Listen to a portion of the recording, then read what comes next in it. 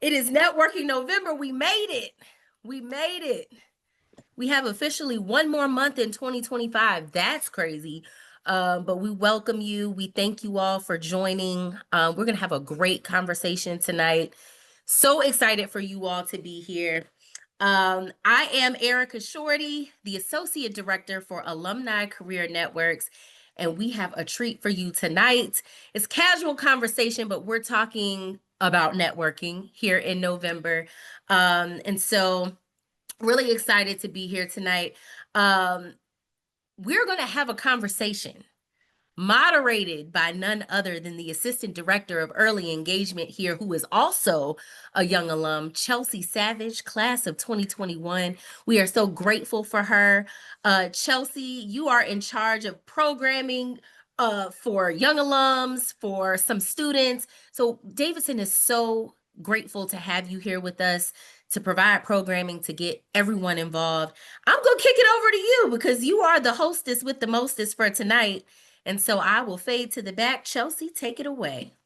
Awesome. Thanks so much, Erica. Like Erica said, my name's Chelsea Savage, and I'm class of 2021 from Davidson. And I'm the Assistant Director for Early Engagement, which means that I lead events for young alums and students to make sure that they're all connected to the Davidson community. And tonight, I am really excited to be moderating this conversation about the importance of networking with your Davidson network with my fellow Davidson alums, Claudia McDowell, who's class of 2020, and Conor Hussey, class of 2018. And I'm so excited to ask them sort of questions to lead them through talking about their experience with networking. But before that, let's get to know them. And I'm going to read their bios that they submitted to me. So Claudia graduated from Davidson College in 2020 with a Bachelor's of Science in Chemistry as a Miami Posse Foundation Scholar. She launched her career at Johnson & Johnson as an assistant scientist in R&D before transitioning in 2024 to a technical product owner role in the medtech sector. In this capacity, Claudia leads the development of digital applications that modernize manufacturing and warehouse operations, replacing manual processes with streamlined tech-enabled solutions. She currently lives in Athens, Georgia, with her husband and enjoys traveling, reading, and exploring dream homes on Zillow. And now for Connor. So, hailing originally from Edina, Minnesota, Connor graduated from Davidson in 2018, where he majored in gender and sexuality studies. Following his time at Davidson, he spent 2 years doing AmeriCorps service with an education nonprofit in the Chicago area. Connor then went on to earn his MPA degree from Princeton University, where he specialized in health policy and, more importantly, met his wife. Connor has spent the last 3 years in health policy. Um, Hold on, I totally messed that up. Spent the last 3 years working in New York City government and currently works as a project manager on the financial planning team at New York City Health and Hospitals, the city's public hospital system. Claudia and Connor, we're so grateful to have you with us tonight, sharing your career networking insights with the Davidson community, specifically these young alums and students. And without further ado, let's jump into these questions. Okay, so first up, when you started your career, there might have been a traditional path expected for someone with your background. What was the moment or realization that allowed you to accept that your journey would maybe not be so cookie cutter? And then how did you use your networking to explore options outside of the established track? You want to go first, Connor? Sure, I'll take it. Hi everyone. So I would say as a gender and sexuality studies major, probably the moment I realized I wasn't gonna have a traditional career path was when I was at one point a double major with economics, and once I dropped that and decided I was going all in on GSS, I kind of felt like that was the deciding moment just because it was a relatively new major at the time, had some examples to draw on from peers, but folks were doing a lot of different things because it was very interdisciplinary.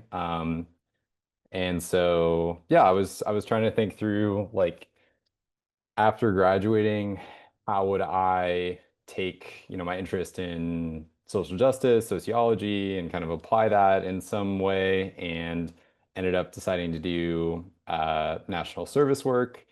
I spent 2 years doing AmeriCorps service, like Chelsea mentioned, and I would say actually, the folks that I met during that time doing AmeriCorps were really, really impactful in terms of my network. A lot of them graduated from similar schools to Davidson, had similar interests, similar values, and I think in addition to that, the nonprofit did a really good job of investing in, developing sort of a alumni network of other folks who had done service. And so it was great because I got to talk to people that had a lot of different backgrounds, took what they did in national service and ran with that a bunch of different directions. But a lot of that was geared towards going back to grad school, which I knew that was something I was interested in. And so, yeah, that was ultimately what helped me make my decision to go back to school for public policy. So I think mine's a little bit different because I actually have, since I was in high school, 10th grade, I always knew I wanted to be a chemist. So I came into Davidson knowing I wanted to do chemistry. I was a tutor in chemistry. I mean, if anybody 2 years above, I probably tutored them in the chemistry space. And oh, there you go. I tutored Jake. And when COVID hit, I had an opportunity at Emory University to be a research student, but that went away. So I didn't have a job anymore lined up. And that's for a type A personality, that was probably like the worst thing that could happen when you have planned out your life since high school. Um, so I reached out to somebody in my network that I met 2 years earlier, one of my internships. She and I just happened to keep in contact and we were very close. And what I didn't know is that she knew somebody who worked at J&J who was in a really high level position. So within like 3 weeks, I had an interview, and then I was able to join the company within a month and a half. So COVID hit March, had no job. August 24th came along. I now had a job as an assistant scientist, and it was really leveraging the network of people that I met during my college time and just keeping those connections going. But the moment I knew I, my career was not going to be in chemistry was actually because of COVID. The environment was very isolating. We were considered essential workers, so we had to come in every day, very limited social interactions.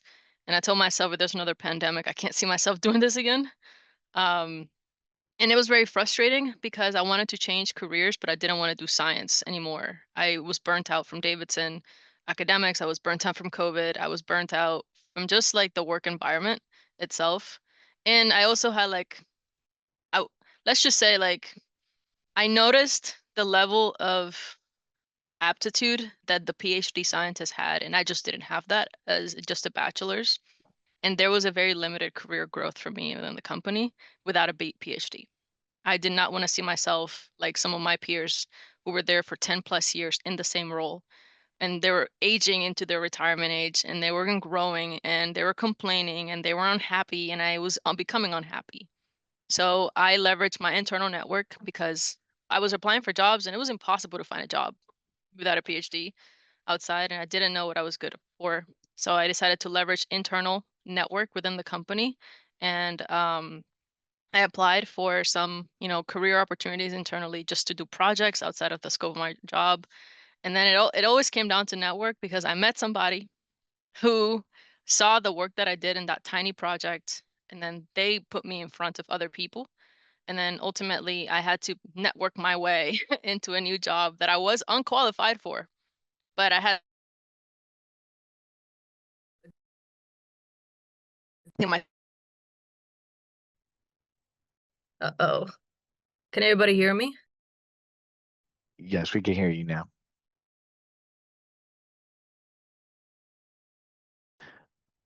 Oh, whoops, you muted again. I said that's how I landed in this job. I didn't even know my job existed until somebody said, you seem to be really good at this one thing. Have you thought about this job? And they helped me work up the courage to apply. And then because of the network relationship we had established for close to a year, I was a preferred candidate, even though I was unqualified. So it really helped escalate the process of changing careers. But that decision that I knew my career was going to change was within the first month of my job in 2020. And then I didn't change my job until 2024. So it was a long networking haul in order to get to a much better position now. It's really cheesy, but you know what they say, your network is your net worth, because that's the only Really way that you is. can like It really is. sometimes at the end of the day, if things seem closed, they're not. You just have to figure out who you know. All right. Well, thank you guys both so much for those insightful answers. We're going to move on to the next question. Pivots are typically rarely a clean jump, like Claudia was just mentioning. It took her 4 years to transition into the next role. Can you describe a small adjacent step, perhaps like a volunteer role, project, or course? And Claudia kind of already touched on this, that you took to test your interest in a new field. How did your network help you identify and prepare for that move? I think I can actually piggyback on this, and then Connor, if you want to follow, because Yeah. that one opportunity was just an internal role thing. They call them grow assignments, so it allows internal J&J employees to explore a job for like 20-50% of their time without any impact to the role. And it's like a project, 6-month project. And it was developing a digital product, like a website, right? Explaining a procedure that was complex. And my network, the people that I met through there, they're like, you seem to be really good at taking complex things and making them easy to understand for other people. And then that's where that job kind of came along. But it was really just like a project that I just decided I needed to do because I was going to be stuck in my role and I didn't have the skill sets to transition to project management, for example. But something I did do that was really helpful was I pursued a project management certification.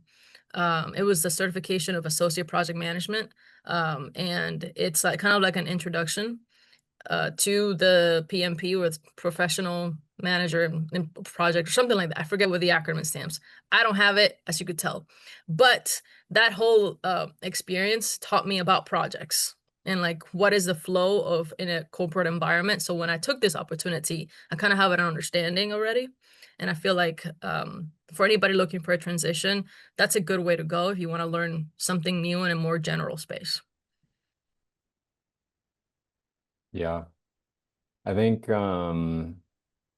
for me, I hadn't really had that more formal work experience. So I think I felt like my adjacent steps happened mostly in grad school. And so I came into my master's program interested in social policy very broadly. And people kept suggesting this health policy course to me because the professor was really great. And I think that's really good advice.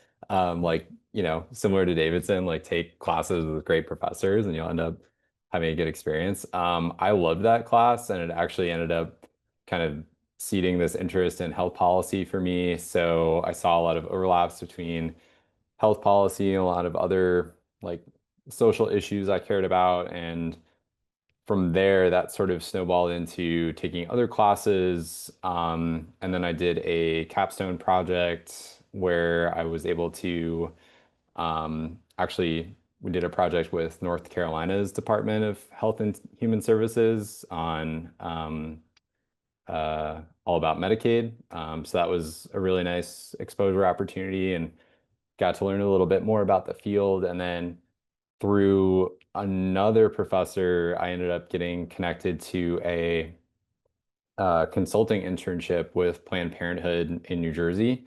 And that was really cool. I got to basically do a wait time study. So they were trying to understand the way that their patients were flowing through their clinics. And it was cool because I got that experience working with North Carolina State Agency, and that was much more high level. And then actually being in clinics and tracking patients as they flowed through their appointments. That was much more sort of like direct service work, trying to see what those things looked like on the ground more. Um, and I think the way networking was kind of present throughout all of those steps were there were a lot of people in my grad school program, very fortunately, who had a ton more work experience than I did. I felt like I was a little bit out of my element in my master's program in that regard. So felt like I could really draw on their prior experiences. There were a lot of people who had health policy backgrounds.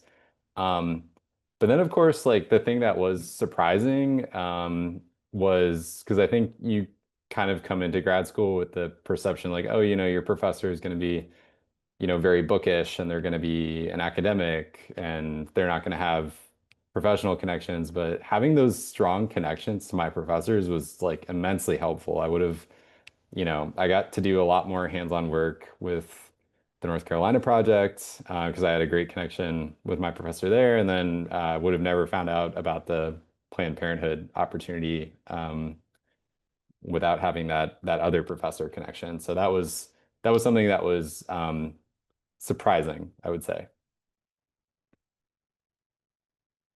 Thank you both again for describing those projects that helped you lead to your next jump. For the next question, it's you guys both clearly decided to center networking in your development. Obviously, that's why we're here. How did you approach these conversations? What specific skills or maybe market insights were you trying to learn from these people that you're talking to? And then how did that inform your next professional move? Mhm. Claudia, you want to take this one first? So this one's actually interesting because when I was trying to explore what I had to do next, like I said, people were just throwing ideas to me. One of them was project management. So I met somebody who knew somebody and they did, and I asked them, hey, can you make the introduction for me? Because it's usually easier to make an introduction when somebody else just makes it on your behalf. And then from that day, I met the director of the PMO organization, project management organization. We had a great conversation and he liked the energy. And I think something to take into consideration for networking is having the right energy can speak more than your actual skill set. And he actually introduced me to other people in his team so that I could learn more about their jobs. It's not that I wanted their job right away. I just wanted to understand what they did within the context of the company. Um, from there, like I connected with one of those PMOs we have been connecting for the past 2 years. I'm not in that role space, but like we just had such a good relationship that every Friday we just have a 30-minute check in. And that is honestly is part of the intentionality of networking. It's like you're not ultimately trying to get something from them, but it does help if you have a human connection where you can speak more than just like, hey, what can you do for me?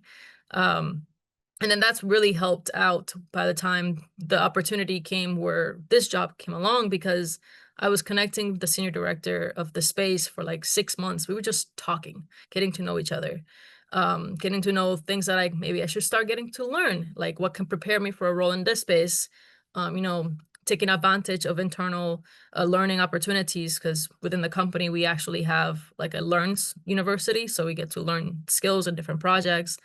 And um, by the time it led to the opportunity itself, it was somebody he knew. It wasn't somebody he didn't have to vouch for. He didn't know how to vouch for. He knew about my family, he knew about myself, he knew what stage in my life I was on. I knew about him and his kids. And now to this day, we spend the first 20 minutes of a meeting talking about his kids and then the last 10 checking in on work. So that's really what networking came down for me in the past few years. I like what you said about, I think having the right energy is absolutely key. Like if you are connecting well with somebody, they're going to you know, they're going to see the skills that you have, or they're going to recognize that you're able to, grow into a position. Absolutely. Yeah, I think for me, I felt like I was approaching a lot of my conversations because I felt like coming out of Davidson, doing service work, it's a very sort of pre-established program, but it's not really a traditional job in a lot of ways. And then was doing these sort of like internships and projects through grad school. I felt like when I was really starting to devote more time to networking in a serious way, I felt like a lot of what I was trying to understand was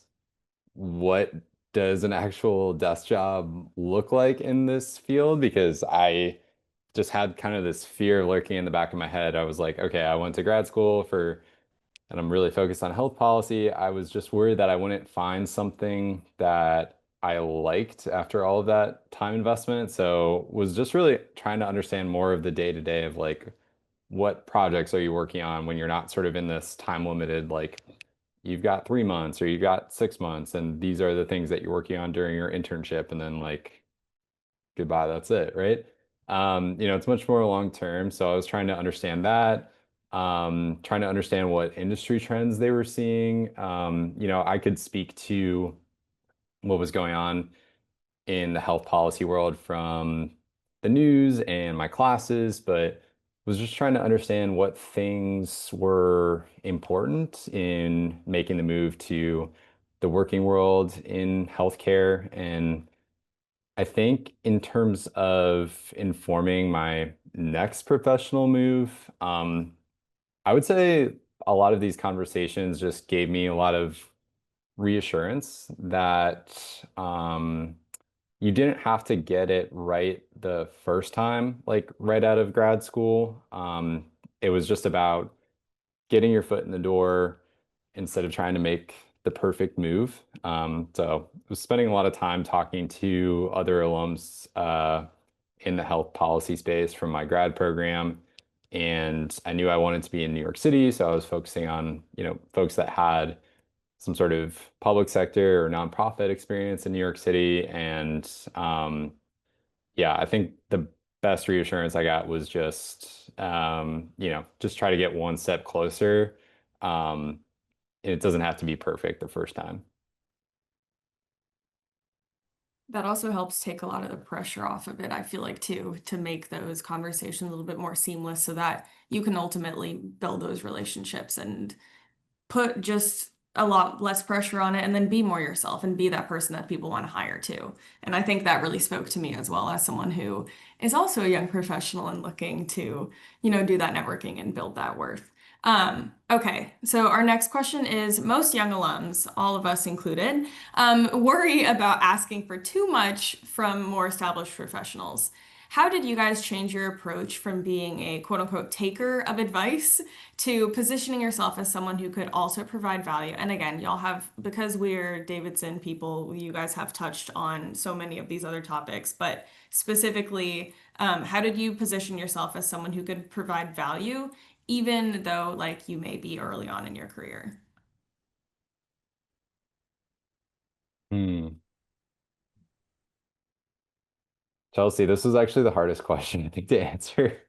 But I would say honestly, I don't think I think for me, it was a bit of like a mindset shift. I don't think it's something that you have to be too worried about. Like this notion of being a taker, I think there's just a realism you have to bring to early career, which is that you do need things from other people, and every single person is where they are because someone helped them, just as they are trying to help you. So I think it's a bit of a give and take because once you have your foot in the door of one of these places during your networking conversations, once you're a bit more established, you start to have insights. And then, now I find as I'm continuing to sort of like casually network, even though I'm not actively searching for a job, it's much more a two-way thing and less sort of like a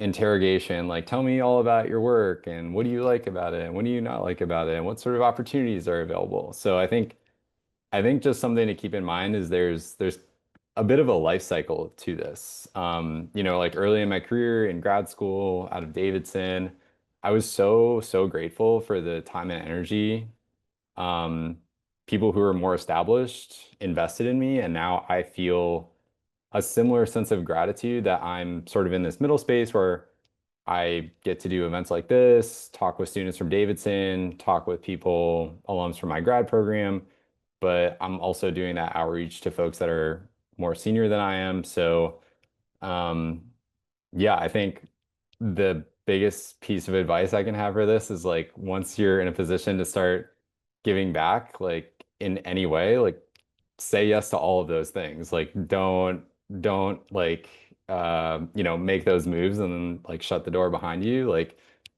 answer the email of the person who reaches out, take the 30 minutes out of your day to like take the phone call, respond to the random LinkedIn message, even if it's like not something you can really be of much help on. Like just make yourself available, so that you can help lift up other people. I can agree with that statement on the general sense because it's true. But from like the individual case by case person, interaction that you have, I mean, from a lot of the individuals that are helping me along, that have helped me along, I've always asked them, it's like, hey, what else can I learn? That could help me prepare for a position if it were ever to open up. But the value that I think I give to them, and I know this sounds cheesy, but I'm a great space to rant. These are people that have a lot of responsibilities. They have work drama, life drama, and sometimes they just need 30 minutes to vent. And it's happened to me more than my fingers this past year. And it all started, for example, one of the colleagues that I work really close with, but not in the same team. When I joined, I just set up, every 3 weeks, just like a check-in, 30-minute check-in. Some of these check-ins are an hour and a half on a Friday because he just needed like the space to like talk about his frustrations. And then like that in and of itself, that is cathartic for them because then they're like, wait a minute, I just spent an hour talking about myself. Tell me about you. How's work going? How can I help you? Right. And the reality is that like the value you give to others is being genuinely interested in like the things going on in their life beyond what they can just do for you. Though if you do not like somebody you're networking with, that is going to be a very selfish interaction for both of you, and it's going to be a little bit toxic. So just be intentional with the people you network with. Get to know them as people beyond what they can give to you, and just like be cognizant that you might not get anything from them, but you got somebody who will have your back, right? If something were to arise. And in the work environment, we have like peer reviews end of year where we have to like ask people to like talk good things about us so that we can get our bonus in the spring. And like you might have worked indirectly with them, but now they're a contact, right? And then they can genuinely vouch for you. It's kind of like when you ask your professors for to write recommendations for you. It's much easier for them to do it if you have a human connection with your professor. So networking is the same way. Again, centering that relationship piece that just keeps coming up over and over again. If there's one thing that I'll take away, it's definitely that. So our next question is more about the kind of negative feelings that come across. So a non-traditional path typically means dealing with some kind of doubt, internal and external. What was one specific piece of advice or encouragement that you've received from your network that provided the necessary conviction to make your final pivot? And I don't know that I agree that there's ever like a final pivot. And how did that help silence the fear of taking this different path that you're charting for yourself?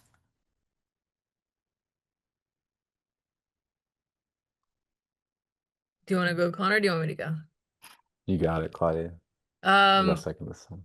as I mentioned before, I have never done my job before. I'm in just to give it consideration, I jumped 2 pay grades to a job I was not ready for, unqualified for.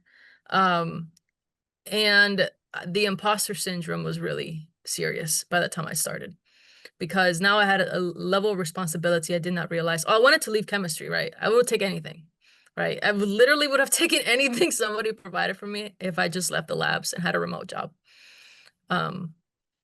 This job came along. The people are amazing. The work I do is fruitful, but it is stressful. And I'm learning how to do my job every single day, where it feels like I'm not learning fast enough. I think the best piece of advice I got early in my career was just like, it's one day at a time. And as long as nobody's dying, you're fine. Right? Like I'm in the pharmaceutical space in medtech, and like the products we develop are literally impacting patients every single day. But I'm in a space where like it's okay if things don't go right. It's a learning opportunity. Every mistake is a learning opportunity within that job. And I think for me, I was very scared that I wouldn't be able to do it well. All of my mentors, especially the people that push me forward, they're like, you have a drive to learn, you're going to be fine. Right. And it's not going to be easy. You're going to be stressed out. I'm still stressed out, but it's going to be fine. Right. Like, I think, and this is something like a lot of women do, we sabotage ourselves when we don't think we're qualified enough to do a job. I am so lucky to have a lot of male mentors who are just like vouching for me and telling me I can do this. You were able to do X. I can see how you can do Y with the skill sets you have developed this past few years. It's gonna be okay. Um, I I can't vouch. I can't speak more highly than the people that have guided me to this point, who have kept me afloat. And not even with my team now, like I have to rely on other people's expertise to get my job done. And I have to like kill my ego every single day and realize like there's so much information I don't know. Who can I reach out to help me learn and do my job? And I think from a networking perspective, my network isn't just the person helping me get to the next job. It's my peer, it's my manager, it's like the person that I have to interact with every single day, right? They're like helping me do my job and potentially get to the next level. I don't know. I'm just want to learn how to do my job now. If an opportunity comes, that's fine. But I'm not trying to be a VP of a company anytime soon. I'm just happy to be here where I am. Yeah. That's really good advice about like staying humble. I would totally agree with that. Like there's something new to learn every day, in every role. I think, Claudia, I had kind of a similar experience to you when I eventually like pivoted into my role, or my role before my current role. It was my first job that I got at New York City Health and Hospitals, which for a while was kind of like my unicorn organization to work for. Like I was so excited about them. All of my best networking conversations had been with people who worked, and a lot of them still work with me at health and hospitals. And so I was like, this is a place I want to be. And the job that I eventually got, my first role here, I was like immensely underqualified for as well. And something that was told to me during one of several conversations I had with this woman, Amanda, who is incredible, and I still work with, was she said, you know, I can tell that you are passionate about this work. I can tell that you're a fast learner. Like, it doesn't matter what the job is. Like, I can tell you want to be here and you are somebody that the organization would benefit from having. And we're going to find a place for you, like, however long that takes. So I would say, yeah, I think in terms of advice, that was so helpful to hear. And it's just like being confident in yourself and knowing that if you are a contributor and you're a fast learner, which I would say is the case for basically anyone who goes to Davidson, because you do not make it out of that place without being a fast learner. Like you shouldn't worry about pivoting away from industries that you thought you were going to be in, or making some dramatic early career change, or taking on a role that you think you're unqualified for, because like you really really can do it. And everyone's coherent narrative that you hear about how their career was just like this sort of straight line trajectory, and then I got that job, and then I got that job, like that is just complete hindsight. And everybody is having these messy transitions and pivots and ups and downs, and they're growing and they're learning, and it only looks like it makes sense after the fact when they're looking back on it. The importance of trusting in yourself and your ability to, kind of keep on going and make those pivots is crucial for sure. Okay, we are actually at our final question. So we're gonna have all of the time for Q&A. So again, I'm gonna say this out loud. I said this in the chat and I forgot to say it at the beginning, but if you guys have any questions for Connor or Claudia, feel free to drop them in the Q&A. It's a function in the bottom of your Zoom bar, and we will be able to answer those after we wrap up this question. Okay, so the best careers aren't built on one successful job search, but are built on sustained growth. Hang on.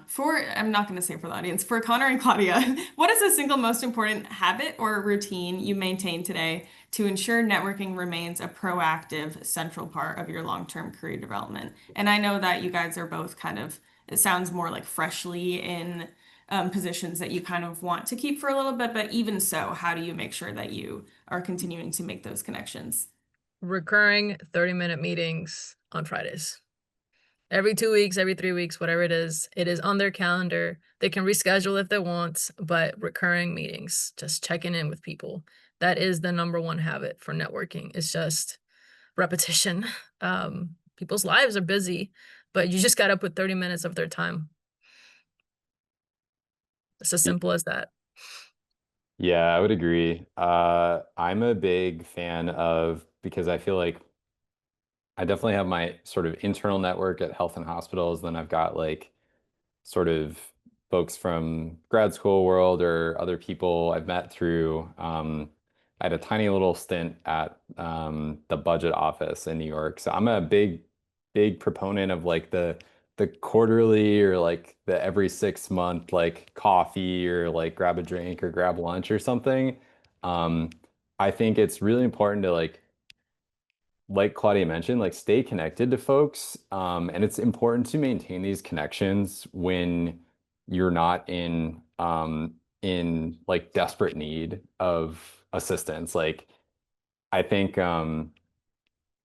gosh, my wife was saying it recently because I'm okay at networking. She's like a master networker, but she was like, people can smell desperation when you're looking for a job.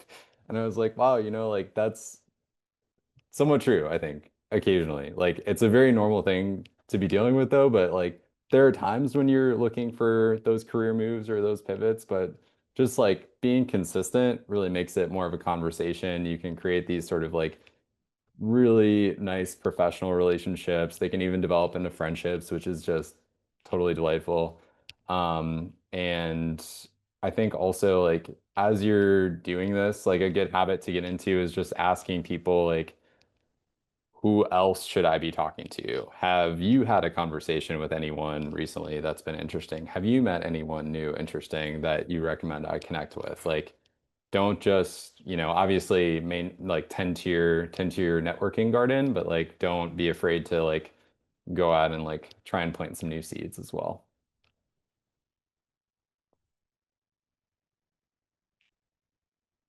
All right. So as I mentioned before, that is our final question.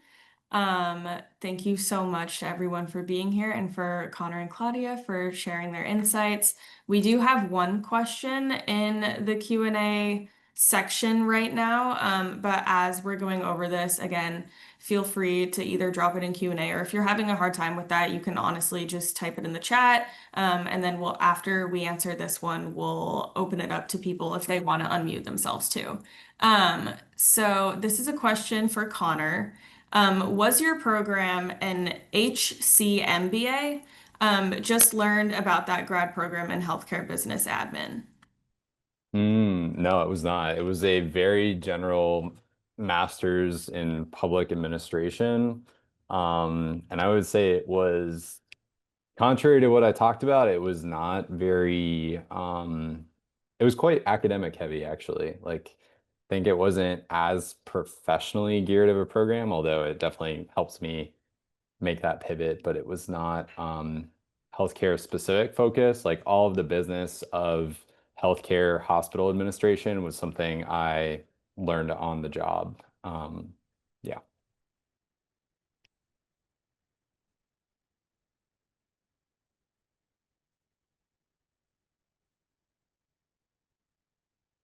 Any other questions? I've got a quick question for Claudia. First of all, just thanks, Connor and Claudia. Like this has been super awesome, super helpful to hear from you guys.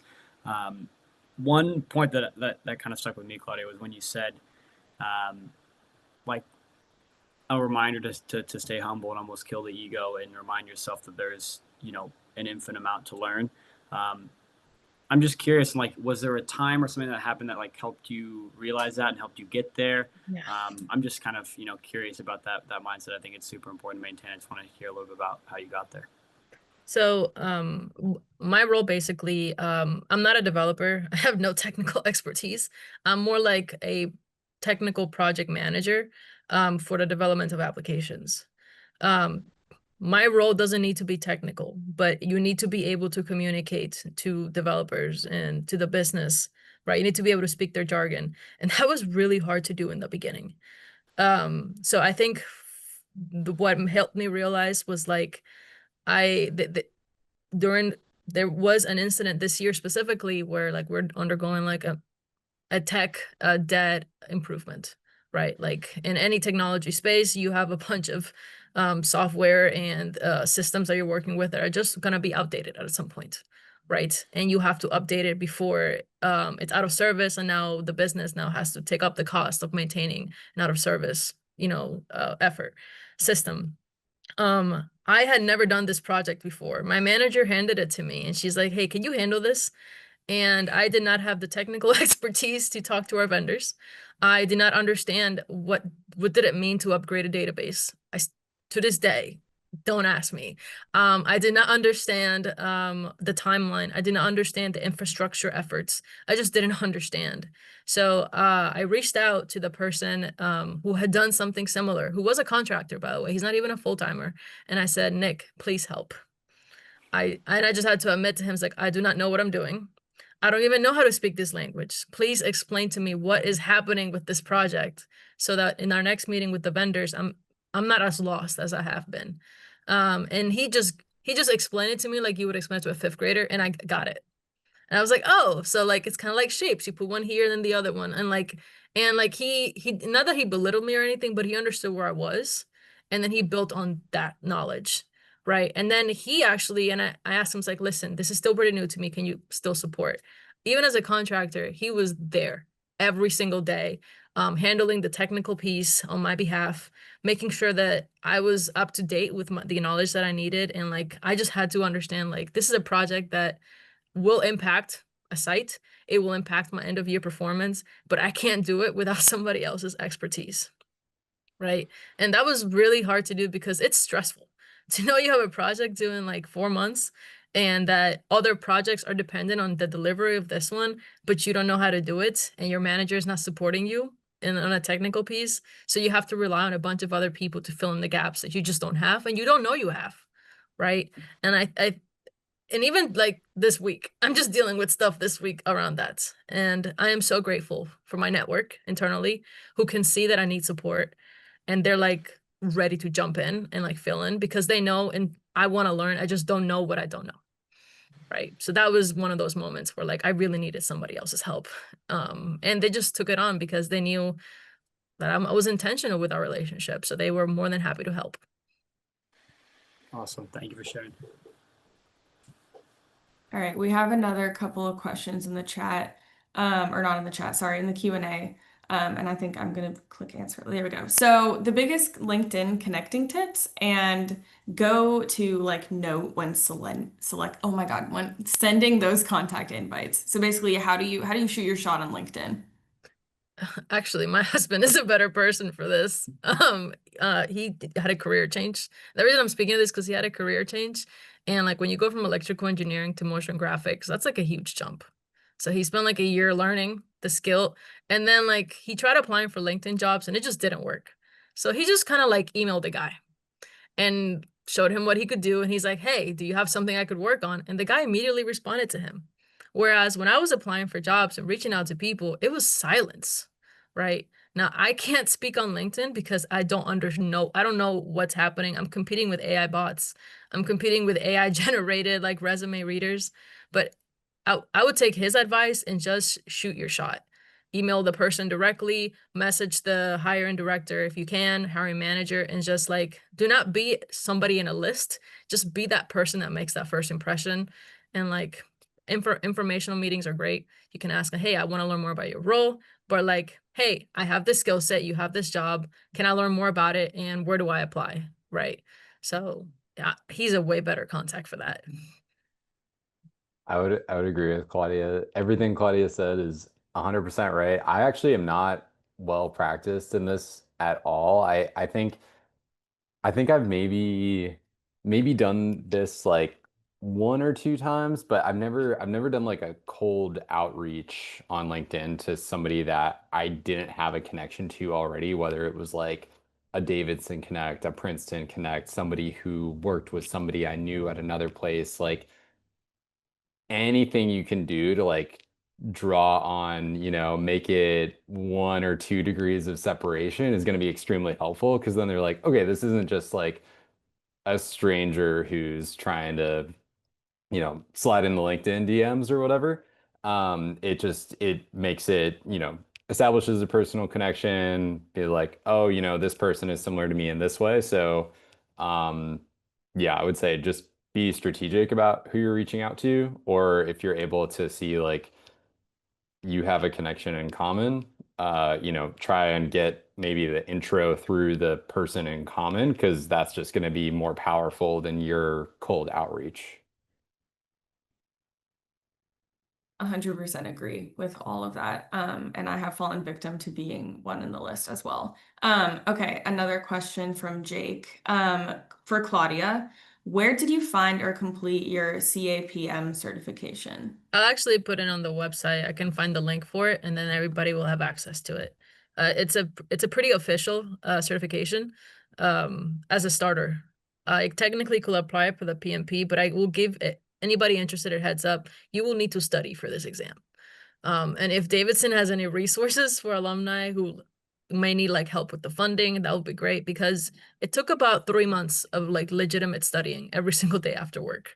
And then I took the exam online, and it was just like what I learned on the book apparently wasn't 100% what was on the exam. So I passed, 70s get degrees, C's get degrees. So it was one of those situations. But yeah, I'll post the link on the chat. Thanks so much, Claudia.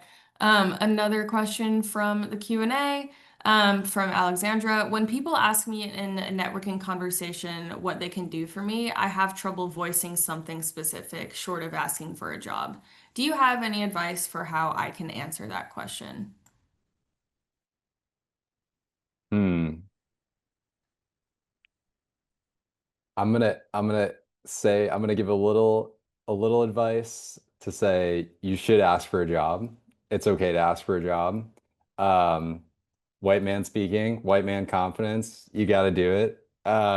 Like just be bold and say, I'm looking for an opportunity. I'm interested in what you do.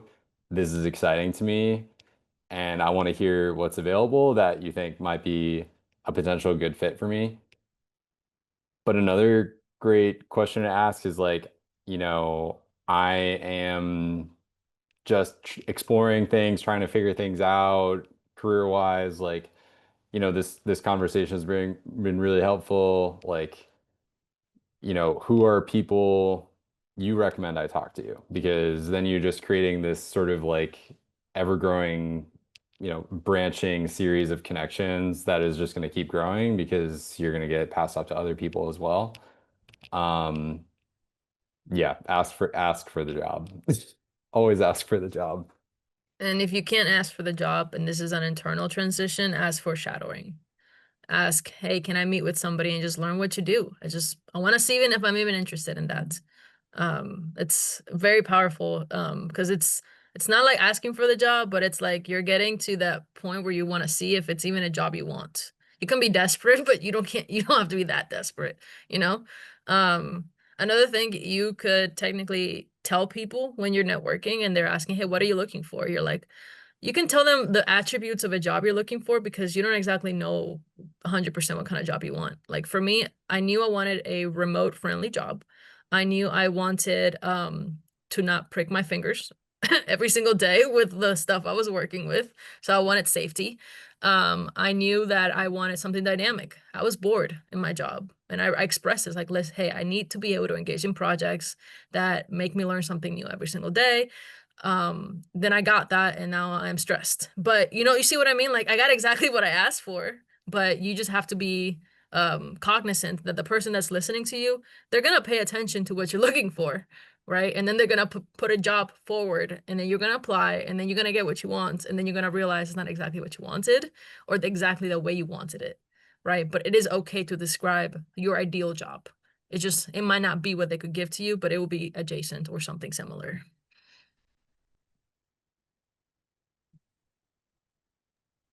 All All right, that is it for the questions in the Q&A. I'm a broken record, but thank you so much, Claudia and Connor, for sharing your insights. I learned a lot on this call too, and I'm sure I can speak for everyone on this call when I just say that we are so thankful that you spent your Tuesday night with us. And I'm going to kick it back over to Erica to close us out. Yeah, I'm going to echo those sentiments. We are so excited to have had you, Claudia and Connor, to just share your expertise. I just want to also just echo a few things to you guys as well. Davidson has an alumni career network now. We have career coaching available at no cost to you. Chat with the Cat itself is a resource. We've got the Davidson College LinkedIn group. We've got the Davidson Connect groups and the platform. Like, there's so many different avenues that you can take to get the answers that you need. Coaching sessions are typically 30 to 45 minutes with yours truly. 10 years as a career coach, life coach, holistic life coach, and we talk about all things from where you are currently and where you want to be, even getting down to like pulling down some layers of like, okay, is this what you really want to do? And if not, maybe we want to consider a career pivot. So we get into it all. Listen, you don't have to be stuck. Ask for the job, network, ask those questions, shoot your shot. Like, no one gets anywhere by themselves. And so it's very important that you all take that time to really shoot your shot because you're worth it. You are 1000% worth it. I am so excited for all of you. Mary Beth, I see you. I got you covered. Don't worry about it. We're gonna connect soon. But I'm thankful for all of you. Thank you so much for all that you do. Until next time with our chat with the cat, but we will see you all in 2026. We're taking a break in December, but we are back in January, and I cannot wait to tell you all who we're meeting with, but you're just gonna have to wait to find out because I can't tell y'all right now. So we'll see you all in 2026. Thank you all. Have a great evening.